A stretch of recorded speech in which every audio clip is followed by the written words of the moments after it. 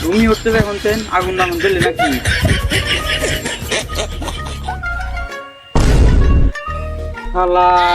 মানে দিন কি ঘুরে বেড়াচ্ছে, বাড়ির কাছে ফোন দিই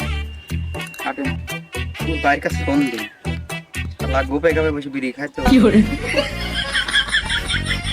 হ্যাঁ ভাই, কোনে আপনি? এই যে আপনার ছোট ভাই রোজার দিন জোরে জঙ্গলে বসে বিড়ি খাচ্ছে।